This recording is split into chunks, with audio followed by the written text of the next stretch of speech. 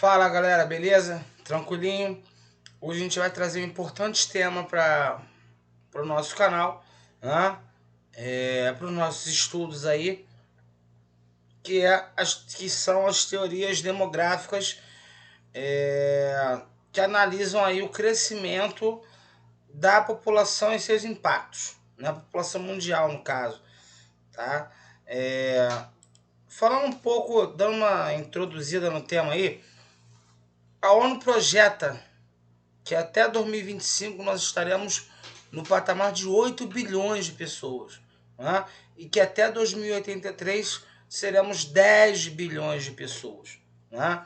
E isso tem preocupado ao longo dos séculos vários estudiosos aí, em termos de demografia, em termos de geografia da população, tá? E o intuito da nossa aula agora é ver cada uma dessas teorias que estão sendo discutidas e debatidas ao longo dos séculos, beleza?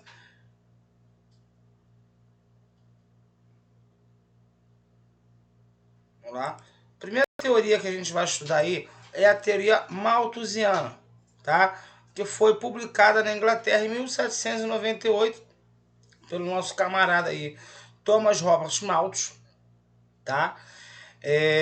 Que estava preocupado aí com a relação entre população, o crescimento da população e o crescimento da alimentação, dos alimentos, da produção de alimentos, né?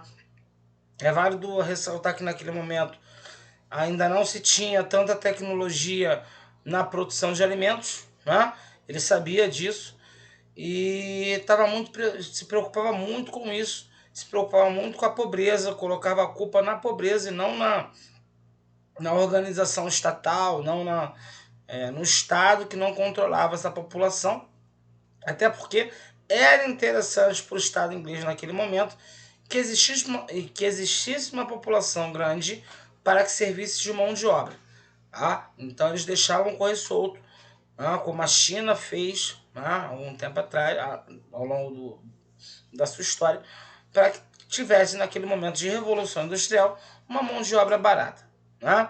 Mas ele veio e não é culpou, né? Não responsabilizou o Estado, responsabilizou os pobres, né? Queria que a pobreza fosse extinguida, né? Para que a fome acabasse, tá?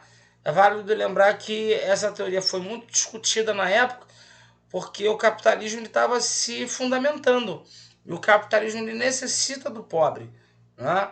É o pobre que bota a máquina para funcionar, né? Que aperta o botão da máquina. Então o Estado não tinha nenhuma intenção de acabar com a pobreza. Tá? É claro que os grandes capitalistas enriqueciam, mas a pobreza ficava ali e servia como exército de mão de obra. Então o Estado não fazia nada para controlar o tamanho da população. E se estava comendo, se não estava comendo, isso era um problema do pobre. Tá? Então, algumas características aí. Fundamentação da teoria malthusiana. Primeira premissa. Caso não houvesse nenhuma pandemia, nenhuma guerra mundial, tudo que aconteceu depois, a população mundial não diminuiria. A pobreza não diminuiria. Tá? Tendo aí uma progressão geométrica, ou seja, se multiplicando, e a produção de alimentos, uma progressão aritmética, mantendo mais ou menos a sua produtividade. Volta lá no ponto da ainda falta de tecnologias avançadas para a produtividade. Né? Então, de certa forma, no quesito produção de alimentos, ele tinha uma certa razão. Tá? Porque não tinha alimento para todo mundo, tanto na produção quanto no acesso à produção de dinheiro, o salário era muito baixo.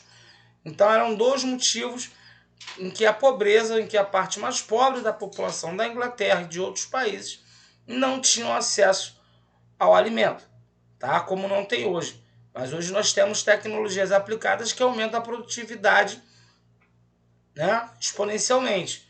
Mas a pobreza, a falta de acesso financeiro à produção de alimentos ainda é um problema. Tá? Mas ainda é um problema pela falta de acesso ao mercado de trabalho, pela falta de acesso de políticas públicas em muitos países, né? Pela não divisão de renda em muitos países. Né? Então, assim, ainda continua sendo um problema. Tá? A nossa população não é que ela parou de crescer. Esse crescimento diminuiu. Tá? Mas a produção de alimentos, ela preza em vender esse alimento. Tá? Ela não se preocupa em todo mundo ter acesso. Então quem tem dinheiro compra, quem não tem dinheiro passa fome. É assim que funciona. Tá? Infelizmente a realidade mundial nos dias de hoje é assim. Tá? O que ele propunha?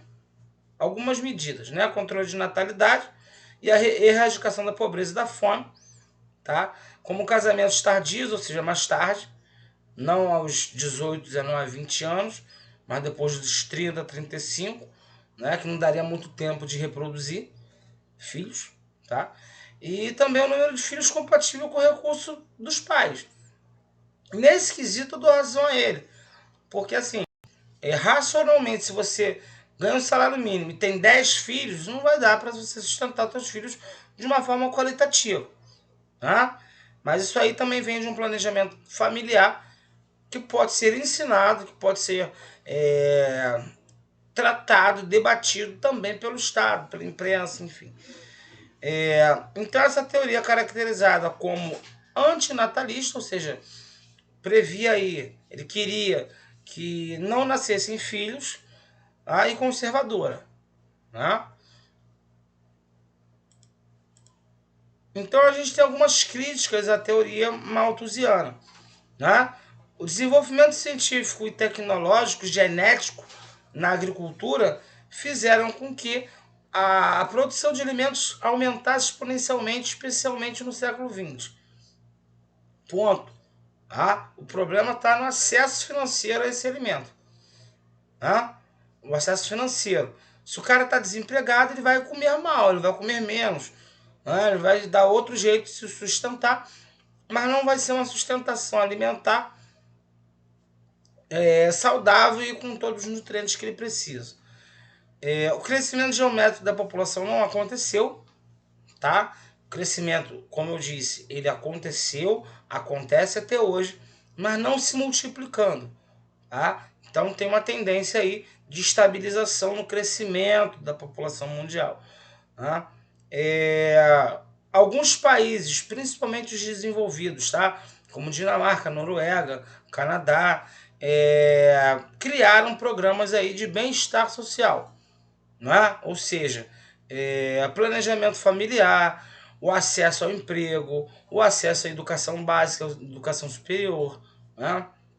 Isso fez também com que a mulher se emancipasse em muitos países e tivesse acesso ao mercado de trabalho. Alex, isso acontece em todos os países? Não. Né? Alguns mais, outros menos e outros não. Tá? Mas nos países que tem, quanto mais mulheres no mercado de trabalho, menos filhos elas vão ter. E isso acontece por uma questão lógica. Tá? Que questão lógica é essa, Alex?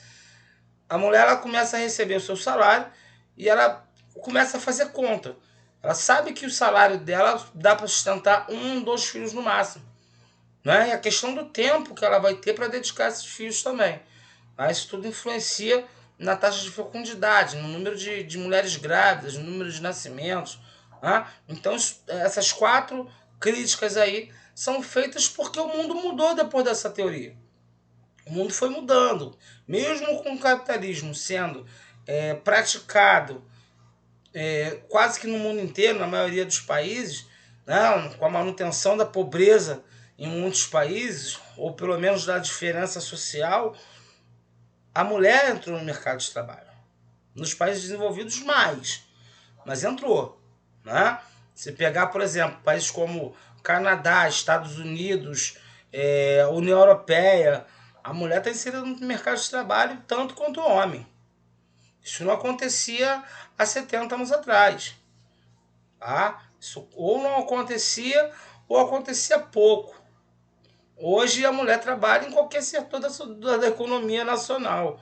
Então, assim, ela tem menos filhos. Então isso é uma crítica a se fazer a teoria malthusiana. A teoria neomalthusiana ela surge depois da Segunda Guerra. Né? Eles pegam os principais pontos positivos, né? Que a gente até concordou ali com alguns pontos, né? E começa a verbalizar isso, principalmente porque ocorre um boom demográfico depois da Segunda Guerra. Né? Na Segunda Guerra, o que acontece? Acontecem muitas mortes na guerra, milhões de pessoas, né? Tanto nos campos de combate quanto nos campos de concentração. Né? E outra coisa, a taxa de fecundidade também cai, até pelo medo. Tá? Até pelo medo da guerra, que durou alguns anos aí, né? Se não me engano, de 38 a 45, do século XX. Tá? Então, depois da Segunda Guerra, quando a guerra acabou, em 45, as pessoas voltaram a ter filhos, se animaram. A esperança por um mundo melhor fez com que as pessoas tivessem mais filhos. Né? Esse mundo melhor não se concretizou tanto, né? Mas as pessoas começaram a ter mais filhos.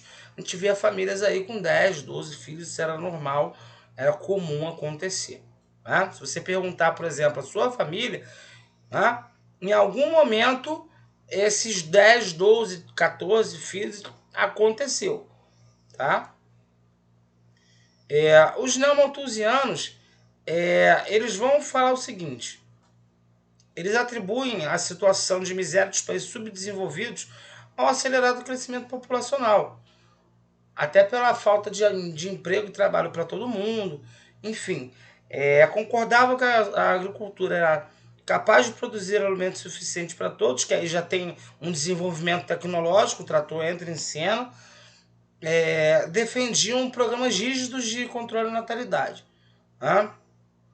Tanto de políticas públicas de incentivo a não ter filho, financeiro, quanto métodos contraceptivos.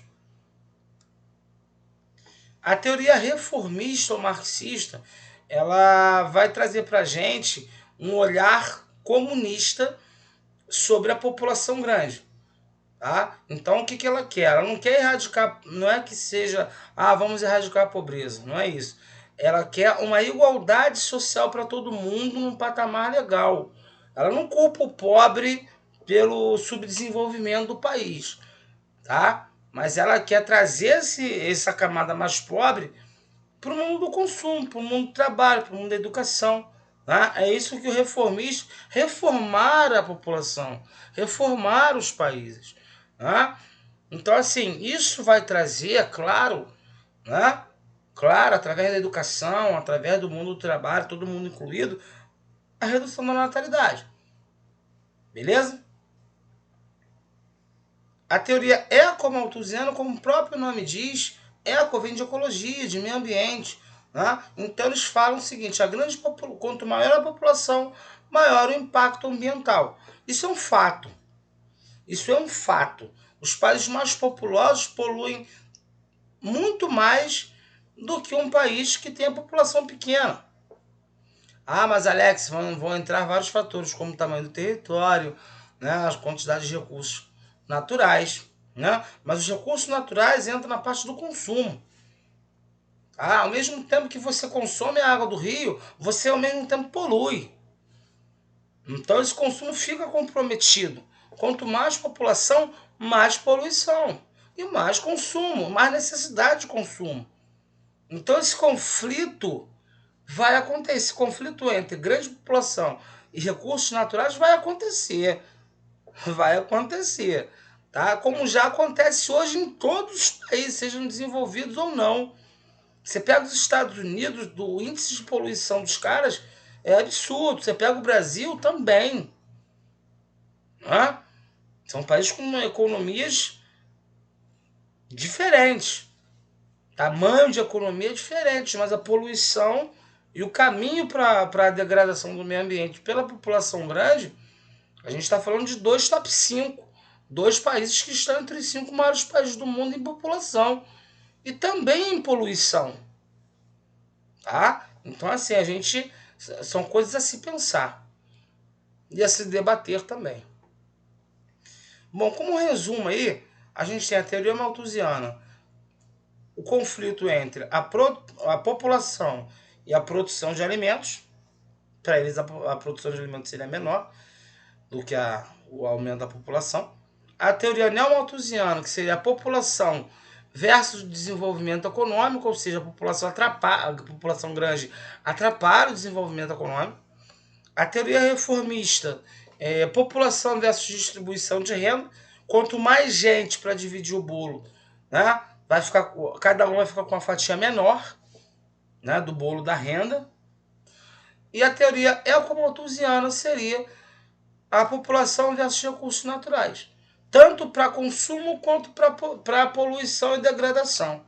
Tá? Um resumo da ópera aí seria esse, certo? Para quem quer se aprofundar mais, a gente tem essas duas publicações aí, tanto do Coelho quanto da Lucy, né? Que falam muito sobre populações pelo mundo, sobre teorias, sobre a aplicabilidade dessas teorias. Isso é muito importante, isso cai no Enem, cai em provas aí que vocês forem fazer, tá? Pelo menos uma, duas questões vão cair. E é importante você começar a pensar isso para a aplicação do dia a dia, tá? Para a aplicação do dia a dia de vocês, tá bom? Fica a dica, mais um vídeo do canal Floregial Prof. Deixa seu like, curte, compartilha. Um beijo para vocês, tamo junto. Um abraço.